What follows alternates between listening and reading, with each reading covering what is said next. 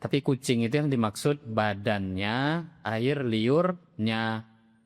Jangan salah paham. Ada sebagian ustadz itu yang lagi viral. Memang viralnya beberapa tahun lalu, Ustadz Salafi. Ditanya, kucing tuh kencingnya hukumnya bagaimana? Nah, dijawabnya, kencing kucing suci. Mana dalilnya? Hadis ini yang dibaca. Lah hadis ini bukan bahas kencing. Yang dibahas badannya. Ya selagi tadi hilang ya, bau, rasa, warna. Kalau sekali siram cukup, cukup. Karena najis mutawasitoh itu dengan satu basuhan, selagi najisnya hilang, cukup. Ya kalau nggak cukup, wajib nambahkan basuhan kedua, ketiga, dan setelahnya. Tapi aslinya sekali kalau mencukupi, cukup. Semua kebaikan yang terjadi di sini akan mengalir kepada Anda. Hanya karena kita masih hidup tidak bisa melihat itu amal. Tapi kalau kita sudah meninggal dunia, akan melihat amal terus mengalir pada kita. Jadilah orang kaya di akhirat nanti. Dengan menanam saham modal di tempat ini, tempat mulia. Bismillah. Kalau Anda fakir, semoga Allah berikan kekayaan pada Anda. Jika Anda sempit rezeki, semoga dilapangkan. Yang sakit diberi kesehatan. Bergabunglah, niat bergabung. Sesempit apapun diri Anda, sesusah apapun diri Anda, niat bergabung. Semoga setelah itu Allah akan mudahkan pada Anda. Langsung Pesantren Nurul Azhar yang kedua, sisihkan rezeki Anda ke Bank Syariah Indonesia, nomor rekening 147-666-6666 atas nama Yayasan Tabung Wakaf Umat. Kemudian setelah itu, yang pertama, setelah Anda dibukakan hati Anda untuk berderma, berterima kasihlah kepada Allah karena Anda dipilih oleh Allah. Yang kedua, Anda hendaknya sertakan kode transfer atau langsung konfirmasi. Kode transfer 01 di akhir nominal transfer atau konfirmasi ke nomor telepon 0852 6541 6060. Lebih dari itu. Jangan berhenti sampai di sini. Ajak sahabat, kerabat, siapapun yang bisa Anda ajak. Kapan Anda mengajak, Anda mendapatkan pahala yang sama. Dia berbuat baik, Anda mendapatkan kebaikan. Dia belum berbuat baik, Anda mendapatkan kebaikan. Rugi kalau Anda tidak mengajak orang lain. Ajaklah sebanyak-banyaknya. Nuhibbukum fillah, mencintai Anda karena Allah. Assalamualaikum warahmatullahi wabarakatuh.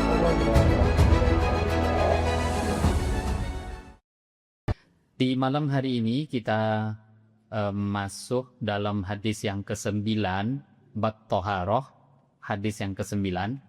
Di hadis sebelumnya, atau hadis nomor 8, kita sudah mendengarkan tentang najasatul kalbi wal khinzir. Bagaimana hukum najisnya anjing dan babi. Dalam mazhab kita, mazhab Syafi'i, ini mengarah kepada najis mughalladah, najis yang berat. Dalilnya dan bagaimana cara mensucikannya. Ini sudah kita bahas di pertemuan yang lalu. Masuk dalam pembahagian najis lain, dari segi jenis pembahagian hadis secara umum, najis terbagi 3. Pertama, najis berat, mughalladah, anjing dan babi. Yang kedua, najis sedang. Najis sedang itu ya tidak berat seperti anjing babi, tidak juga ringan. Nanti ada najis yang ketiga namanya najis yang ringan. Nah, najis yang sedang, semua jenis najis yang kita tahu. Selain anjing babi dan najis kencingnya anak bayi laki-laki. Nah, sekarang ini kita masuk dalam najis yang ringan. An Nabi Qatadah radhiyallahu taala anhu, diriwayatkan daripada sahabat Abu Qatadah radhiyallahu taala anhu, anna Rasulullah sallallahu alaihi wasallam, sesungguhnya Rasulullah sallallahu alaihi wasallam qala, Nabi telah bersabda, fil hirrati, mengenai kucing, innaha, sesungguhnya kucing itu, laisat binajasin, kucing itu tidaklah najis, innama hiya, hanyalah kucing itu minat tawafina alaikum, termasuk binatang yang keliling mundar-mandir di rumah kalian. Akhrajahul arba'ah, telah meriwayatkan hadis 4 imam, wasahahu Tirmidzi, telah mensahihkan hadis Imam Tirmidzi wa Ibnu Huzaimah, dan juga Imam Ibnu Huzaimah. Yang 4 imam itu Imam Abu Daud, Nasai, Ibnu Majah, dan Tirmidzi. Hadis ini disahihkan oleh Imam Tirmidzi dan Imam Ibnu Huzaimah. Hadis ini, sahabat bertanya kepada Nabi Shallallahu Alaihi Wasallam mengenai kucing. Kaitannya dengan hadis sebelumnya mengenai anjing, mungkin karena bentuknya kucing sama anjing itu ada kemiripan. Kaki 4, buas-buasnya itu walaupun beda tapi ada kemiripan. Maka sahabat ingin bertanya pada Nabi Shallallahu Alaihi Wasallam mengenai najisnya kucing, najis atau tidak? Karena seperti apapun kan kucing juga tak paham dengan najis. Nah sekarang hukumnya, badannya, air liurnya bagaimana? Maka Nabi Shallallahu Alaihi Wasallam mengatakan, innaha laisat binajasin. Kucing itu enggak najis. Innama hiya minat tawafina alaikum tawafat. Kucing itu binatang yang sering mondar-mandir keliling di rumah kalian, sering tawaf. Tawaf itu keliling. Jadi itu binatang yang memang sudah ditakdirkan untuk hidup berdampingan dengan kita manusia. Bukan cuma berdampingan, sampai ke atas kasur pun ikut tidur. Jadi betul-betul binatang yang kalau seumpama dihukumi najis sangat memberatkan. Nah, hadis ini menunjukkan bahwa kucing itu tidak najis. Tapi kucing itu yang dimaksud badannya, air liurnya. Jangan salah paham, ada sebagian ustadz itu yang lagi viral, memang viralnya beberapa tahun lalu, Ustadz Salafi. Ditanya, kucing tuh kencingnya hukumnya bagaimana? Nah, dijawabnya, kencing kucing suci. Mana dalilnya? Hadis ini yang dibaca. Lah hadis ini bukan bahas kencing. Yang dibahas badannya. Yang dibahas itu zat kucingnya, bukan kencingnya. Sama dengan manusia. Di bab yang akan datang, atau sudah lewat. Bab yang akan sudah lewat. Ada beberapa bangkai di hadis sebelumnya, bangkai yang dianggap suci. Dia bangkai. Bangkai itu aslinya semuanya najis. Sudah pernah kita bahas. Kecuali dua bangkai, yaitu bangkai ikan dan belalang. Bangkai ikan dan belalang. Jadi walaupun sudah jadi bangkai, tetap suci, tetap halal. Ada dua bangkai yang halal, ikan dan belalang. Jadi kalaupun dia nggak disembelih, udah mati, makan. Tapi tadi selagi tidak membahayakan. Kadang kalau udah mati, habis itu udah membusuk, ya itu tidak baiknya bukan karena dia matinya, ya karena sudah lewat batasnya itu. Itu kayak macam makanan sudah expired berarti, dan basi, merusak tubuh. Selain ikan dan belalang, selain bangkai ikan dan belalang, termasuk bangkai yang suci itu, bangkainya kita manusia. Jadi kalau dibahasakan mayitah, bahasa Arabnya mayit. Mayit itu bahasa Arab. Mayitah, mayat perempuan. Mayit, mayat laki-laki. Jadi mayit itu apa? Terjemahan ke bahasa Indonesia. Bangkai. Jadi sudah mati. Nah termasuk bangkai yang suci di luar ikan dan belalang adalah bangkainya manusia. Jadi selain tiga ini, kalau yang dimakan dua aja, ikan belalang. Kalau manusia kan tidak boleh dimakan. Tapi suci. Bangkainya manusia itu suci. Selain tiga ini, ikan, belalang, manusia, itu selain itu bangkainya semuanya najis. Jadi ada binatang mati, bangkainya najis. Entah besar, entah kecil. Tapi kalau tiga ini tidak, suci. Khusus untuk ikan dan belalang bisa dimakan. Nah manusia, kalau ada orang sudah meninggal, habis itu sudah selesai dimandikan, kemudian ada yang menyentuh itu jenazah. Suci enggak? Suci. Kalau itu kan bangkai. Itu bangkai yang berbeda. Walaqad karramna bani Adam. Kata Allah, sungguh aku telah muliakan Bani Adam. Manusia itu beda. Makhluk mulia.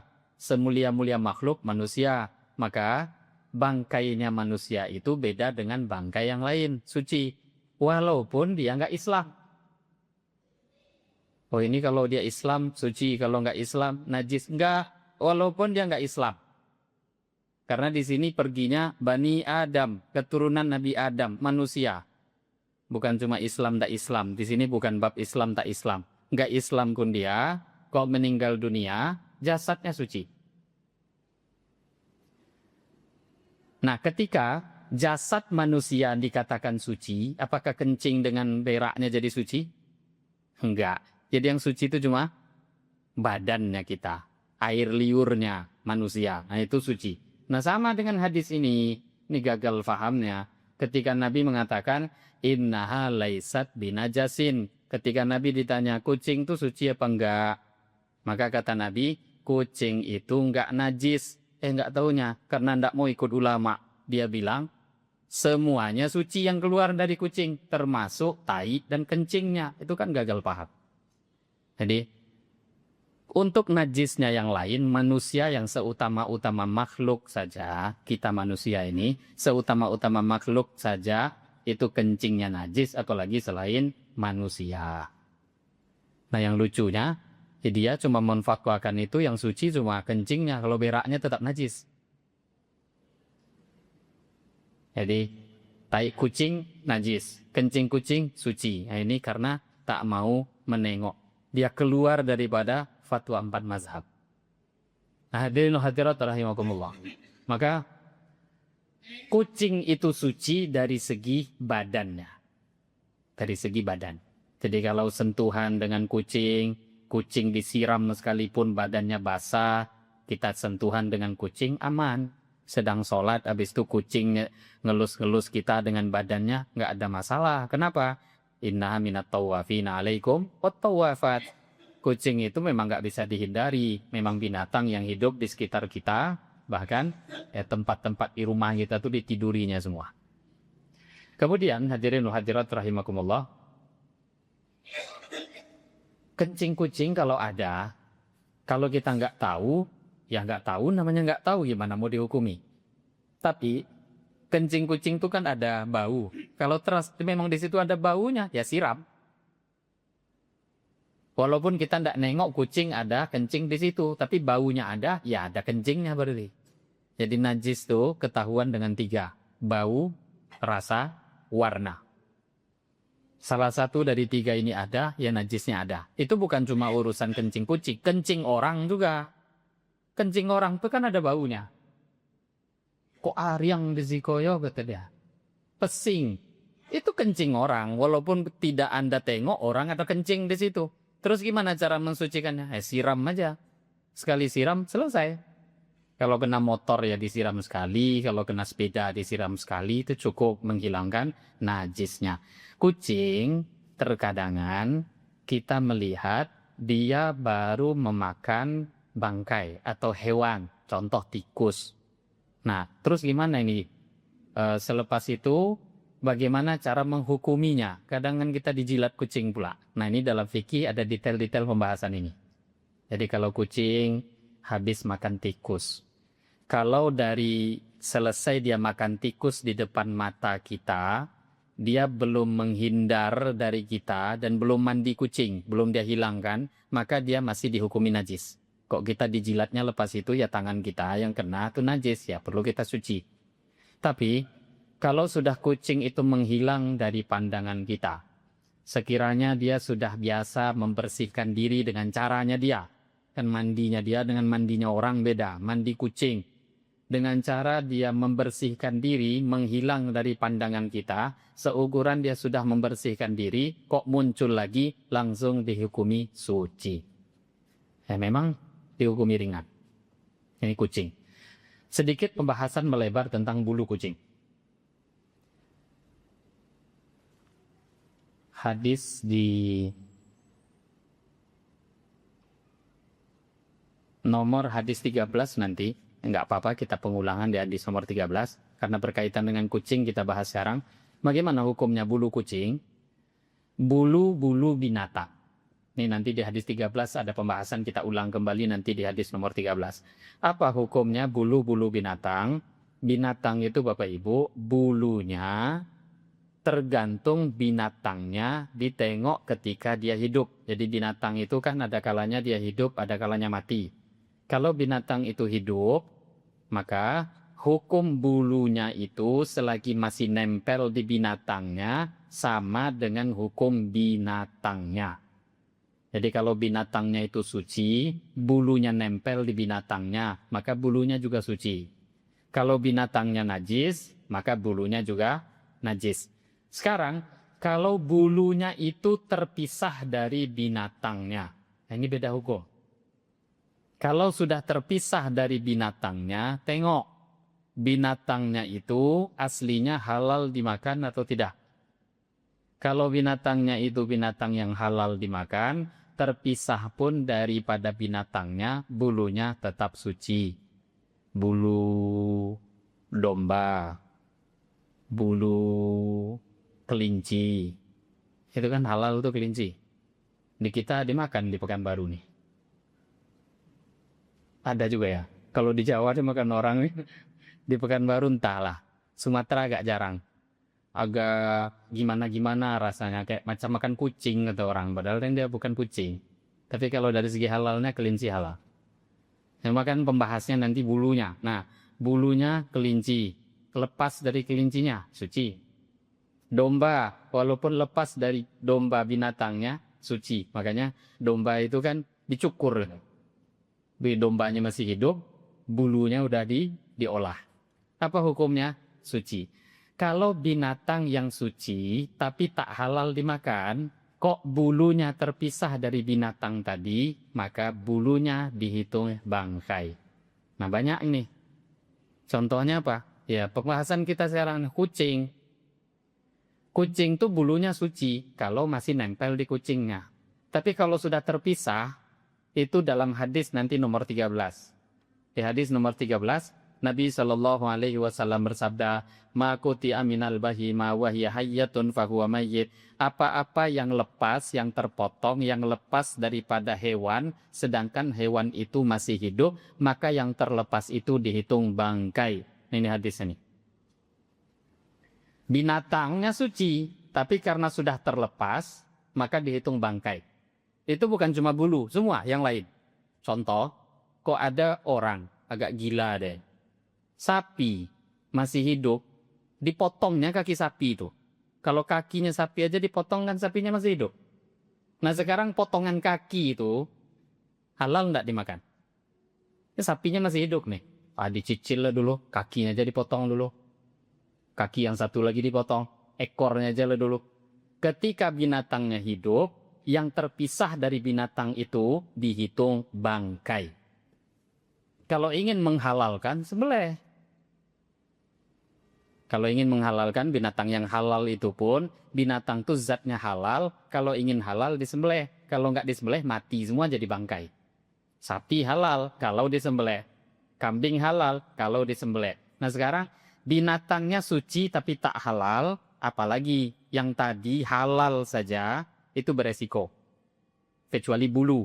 Karena bulu dari ayat Quran di Muqaddimah saya sampaikan tadi, wa min aswafiha wa aubariha wa ash'ariha athatha wa mata'an ilahid. Ini memang khusus daging, untuk bulu ada hukum tersendiri. Bulu selagi binatangnya halal, ini pengecualian dari Al-Quran, bulu-bulu binatang yang halal terpisah dari binatangnya tetap dihukumi suci.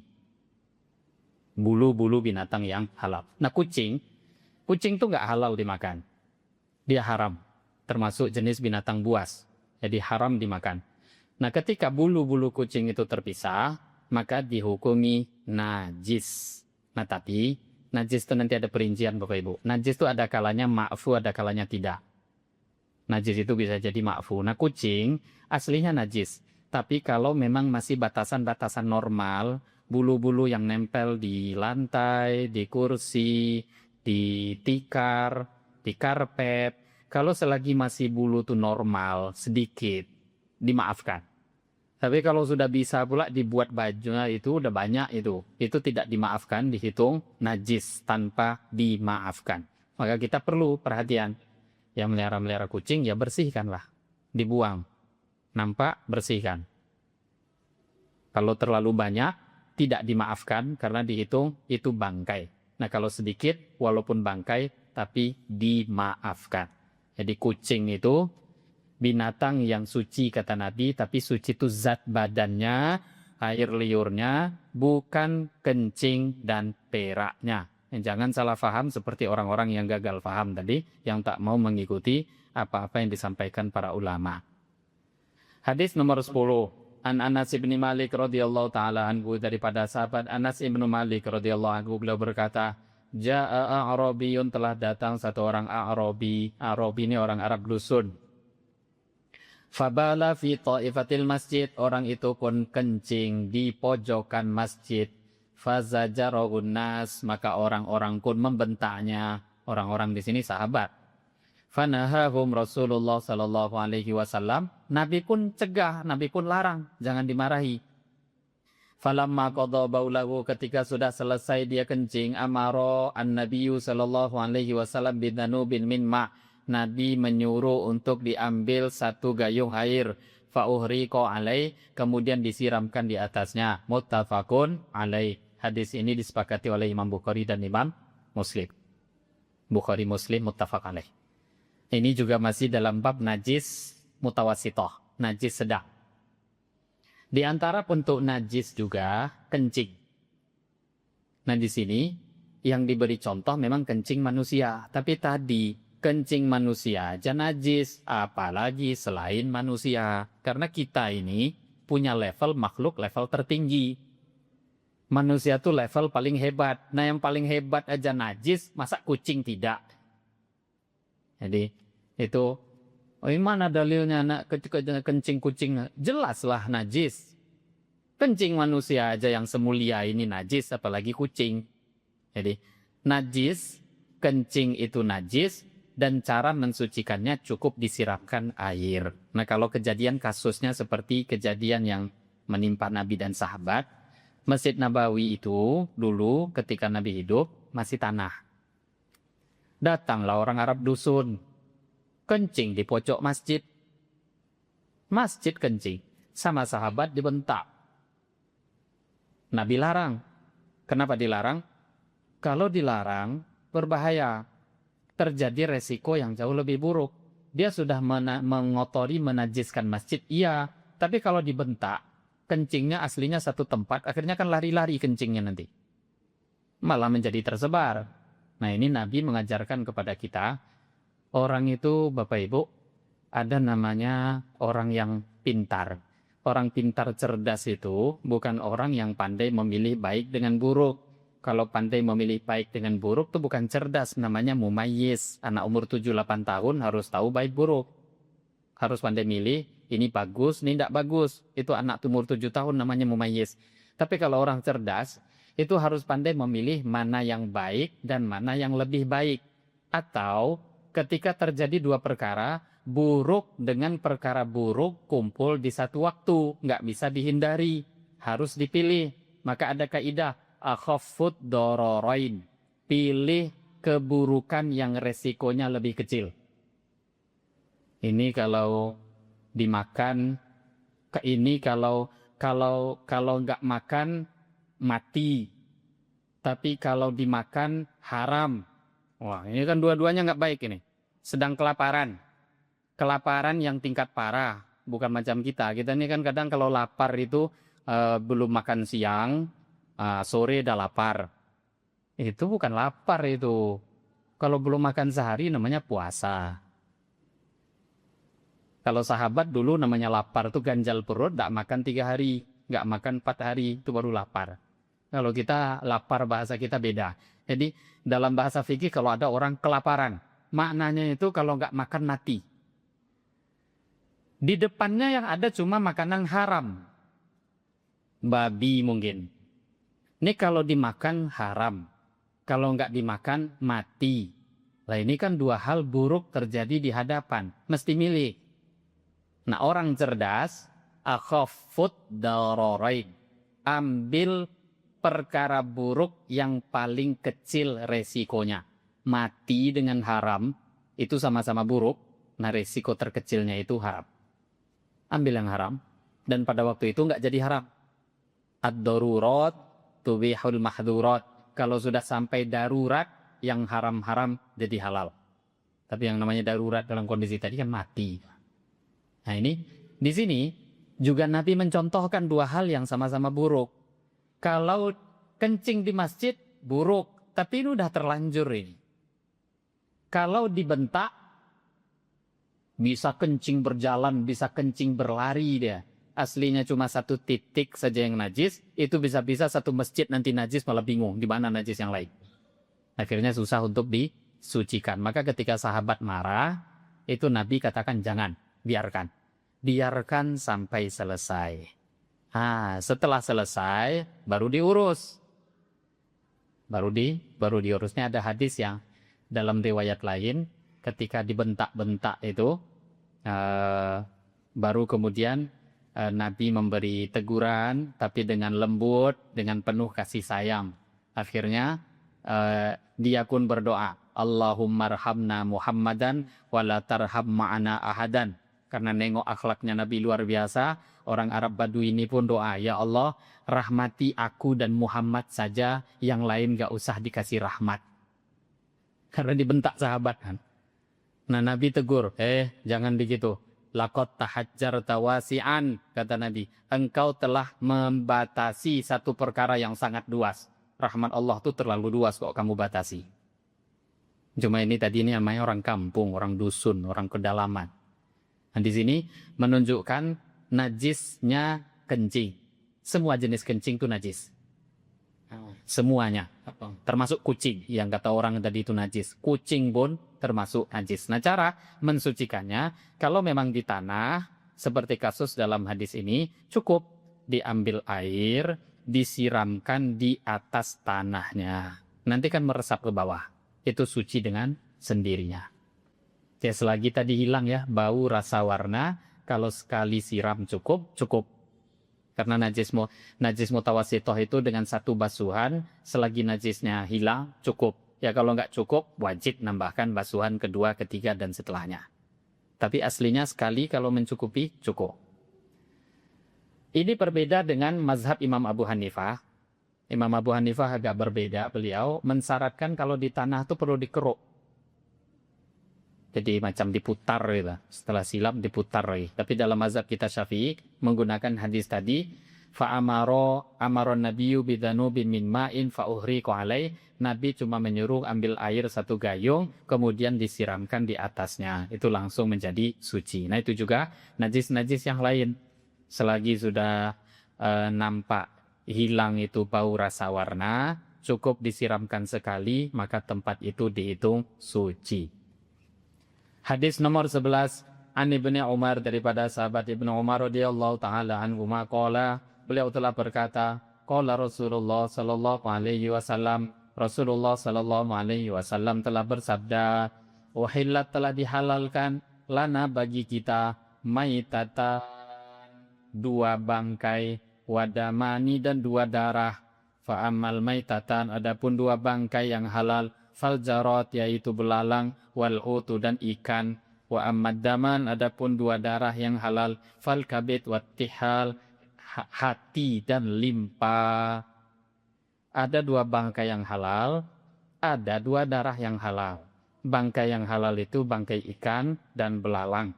Kemudian darah yang halal, darah hati dan limpa. Afrajahu Ahmad, hadis ini dikeluarkan beriwayatkan oleh Imam Ahmad, Ibnu Majah, wa huwa dhaifun, hadis ini dhaif. Hadis ini dhaif. Orang yang biasa sibuk bahas dhaif nih, enggak sahih nih, dhaif ini. Tengok hadis ini. Hadis ini dhaif. Bangkai dua halal, belalang dengan ikan. Dua darah yang halal, hati dan limpa. Hadis ini dhaif. Tapi hadis ini dhaif disepakati dan dipakai oleh seluruh ulama. Coba Bapak Ibu, yang biasa teriak-teriak dhaif, yang meremehkan hadis dhaif tanpa kaidah dan tanpa aturan, coba, apakah seluruh ulama bodoh?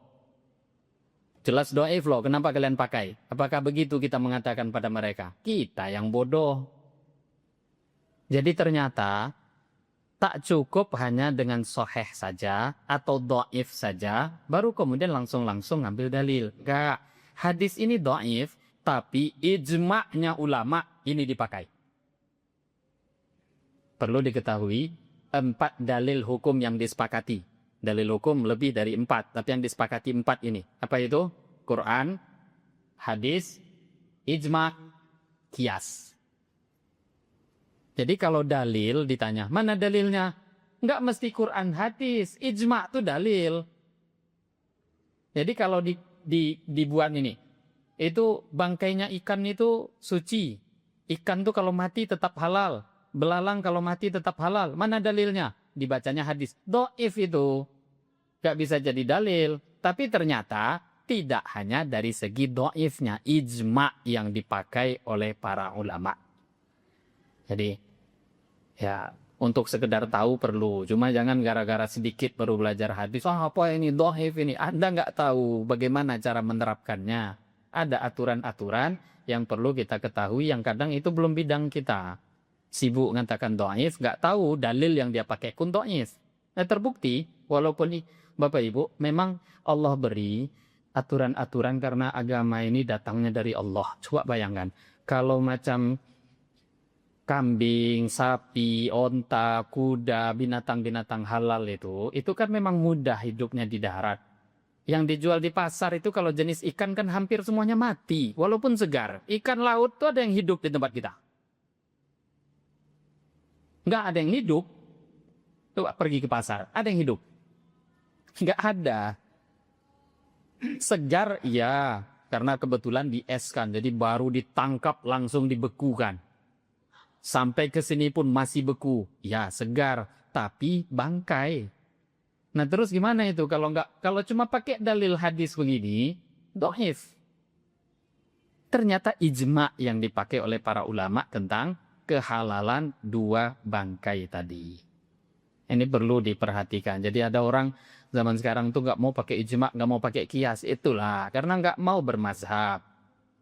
Banyak sekali hal-hal yang perlu dipakai dalil ijma dan kias. Karena kalau tidak, banyak hilang hukum-hukum dalam agama. Dua darah yang halal, hati dan limpa. Nah, darah yang halal ini sebenarnya kalau diperinci lagi, bukan cuma dua darah yang halal. Ini secara bentuk yang bentuknya seperti darah dan rasanya memang rasa seperti darah. Dua ini memang betul-betul darah yang tidak berbeda dengan darah yang betul asli. Jadi hati dan limpa itu Bapak Ibu, itu betul-betul darah yang membeku. Darah binatang, misalkan sapi di rumah potong hewan itu kalau ditampung, kemudian selepas ditampung dikeringkan, setelah dikeringkan itu macam jadi bentuk agar-agar, tapi padat, itu bentuknya betul-betul seperti hati. Di Jawa itu dimakan orang. Pasar-pasar basah di Jawa itu apa namanya, lupa saya. Ada namanya. Darah yang dikeringkan itu mereka memang jual. Darah betul-betul ditampung dari tempat pemotongan hewan. Setelah dikeringkan, itu dipotong-potongnya berbentuk hati. Itu orang-orang di sana banyak yang makan. Itu haram. Kenapa haram? Darah. Itu betul darah. Tapi bagi orang yang biasa makan itu, tanya, saya punya kawan dulu, karena dia dulu sebelum mondok makan. Keluarganya nggak paham hukum. Maka dia cerita, itu makan darah yang dikeringkan itu, saya lupa namanya. Itu kata dia, sama aja rasanya dengan hati. Nggak ada bedanya. Jadi memang hati limpa itu memang darah yang membeku dan dihalalkan. Nah, kalau dari segi bentuknya. Tapi kalau dari segi perincian, itu dalam kitab-kitab fikih ada beberapa lagi tambahan-tambahan yang darah-darah yang halal selain itu. Tapi ini cuma perincian. Ya, contoh misalkan misik. Misik itu yang dari apa? Kijang. Misik itu keluarnya, terhasilkannya aslinya dari darah. Saya juga nggak paham. Itu cuma ditulis dalam kitab fikih. Cuma nyampaikan. Proses dari darah berubah menjadi misik. Jadi kalau ada tambahan, kata para ulama, ada nggak darah lagi yang lain yang akhirnya jadi suci? Ada, diantaranya misik. Ada nggak yang lain darah yang masih dianggap suci? Ada, diantaranya ad-dam al-mahbus fi mayyitatis samaki wal jarad. Darah yang tertahan yang ada di dalam tubuhnya ikan dan belalang. Ikan itu kalau besar, darahnya ada di dalam. Yang tertahan itu suci. Termasuk darah-darah yang tertahan yang masih tersisa sedikit di binatang-binatang halal yang kita makan. Kadang makan ayam ada sisa darah dalam dagingnya itu halal. Oh jijik Ustaz, jijik dengan halal beda. Kalau jijik itu kan bukan pembahasan halal, nggak halal. Itu pembahasan hati aja, nggak nyaman, jijik. Tapi kalau suci dan halalnya halal. Jadi kalau sudah disembelih, darahnya udah dibuang, setelah itu tahu-tahu di belahan-belahan daging itu ada darahnya. Suci. Nah, itu kan darah. Kalau dikatakan darah yang halal, salah satunya itu diantaranya. Itu sebenarnya dimaafkan. Kemudian itu beberapa perincian darah selain darah yang disebutkan dalam hadis ini. Cuma yang dalam hadis al-kabid wattihal, limpa dan hati itu memang betul-betul bentuknya itu seperti darah yang dikeringkan dan betul-betul memang rasanya pun bagi yang pernah makan itu sama persis seperti darah yang dikeringkan. Dan itu anugerah Allah pada kita. Dua benda itu tadi dihalalkan untuk kita, darah dan hati. Hadis nomor 12. An Nabi Hurairah radhiyallahu taala anhu, diriwayatkan daripada sahabat Abu Hurairah radhiyallahu taala anhu, qala, telah beliau berkata, qala Rasulullah sallallahu alaihi wasallam, Rasulullah sallallahu alaihi wasallam telah bersabda, idza waqa'a dzubabu, apabila lalat masuk, jatuh, fi syarabi ahadikum, di minuman salah seorang di antara kalian, falyaghmisu, maka hendaklah dia celupkan itu lalat, tsumma liyangzi'hu, kemudian dia angkat, fa inna fi ahadi janahaihi da'an, karena sesungguhnya di salah satu sayapnya lalat itu ada penyakit, wa fil akhari syifaan, dan di sayap yang lainnya itu ada obatnya. Akhrajahu Bukhari, telah meriwayatkan hadis Imam Al-Bukhari, wa Abu Dawud, wa zada, dan dalam riwayat Abu Dawud ada tambahan, wa innahu yattaqi bi janahihi allati fihi da, kebiasaan lalat itu kalau jatuh masuk ke air, dia melindungi dirinya dengan sayap yang jadi penyakit. Jadi kadang yang masuk itu memang pasti penyakitnya. Kan ada aja orang bilang, nah kan satunya kan penyakit, yang sayap satunya obat. Nah kalau memang kebetulan cuma masuk obat, apa salahnya? Oh enggak, dia punya kebiasaan yang memang sudah Allah beri. Kalau sudah jatuh tuh pakai cara yang dijatuhkan pertama itu untuk nahan diri, itu yang penyakitnya dulu. Jadi kalau memang mau meminum, tenggelamkan betul dua sayapnya, karena salah satunya itu memang penyakit, yang satunya itu adalah obat. Nah ini Bapak Ibu, termasuk ilmu nubuwah, mukjizat ini. Ini enggak ada kaitannya dengan ilmu-ilmu teknologi zaman sekarang. Sampai orang-orang pun bingung, nih kalau bukan dari Allah enggak akan ada yang tahu ini. Maka Nabi Muhammad SAW, wahyu yang beliau sampaikan, termasuk di antara sunnah itu, kalau memang di minuman kita ada lalat masuk, gimana itu? Tenggelamkan aja. Setelah itu mau diminum, dimanfaatkan, boleh. Tapi buanglah, dibuang lagi. Nah di sini juga menunjukkan bahwa binatang seperti lalat, kalau masuk ke minuman, itu walaupun, apalagi Bapak Ibu, kalau minumannya panas, masuk lalat, itu kan mati. Nah sekarang ada pertanyaan, katanya binatang-binatang mati bangkai. Apa enggak najis itu minuman yang masuk lalat di dalamnya? Nah, dalam hadis ini juga sebenarnya ada perincian tentang najis-najis yang dimaafkan. Jadi najis itu ada kalanya memang najis secara umum, ada kalanya najis dia, tapi ma'fu. Nah hadis ini menerangkan tentang salah satu jenis ma'funya najis, najis dia tapi dimaafkan, yaitu najisnya binatang yang kecil, yang mana kalau dalam fikih itu didefinisikan kalau seumpama disembelih, dipotong, darahnya nggak ngalir, maka itu binatang dihitung kecil. Kalaupun dia mati masuk ke dalam minuman, maka minuman itu tidak najis. Kenapa? Namanya najis ma'fu. Contohnya lalat. Contoh lain semut. Contoh yang lain serangga. Yang lain lagi cicak pun masuk. Kadang kan ada orang nanya, Ustadz, ada cicak masuk ke ember, cicaknya mati, najis nggak itu air dalam ember? Apakah najis? Tidak.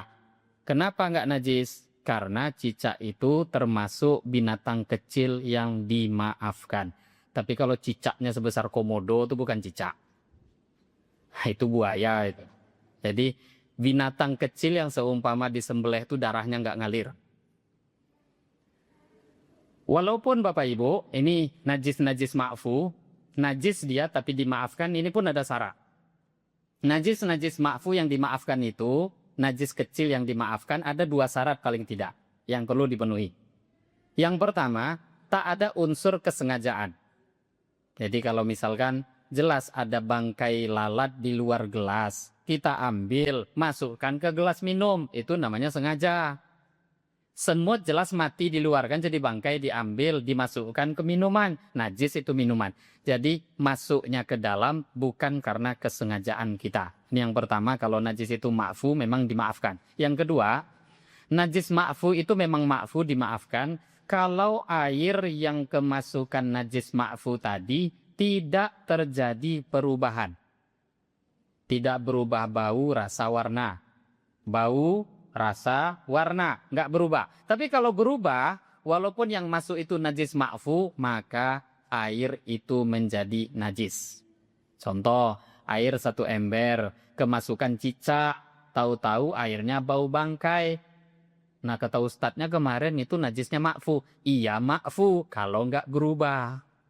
Tapi kalau berubah itu 3. Perlu dihafalkan dong. Bau, rasa, warna.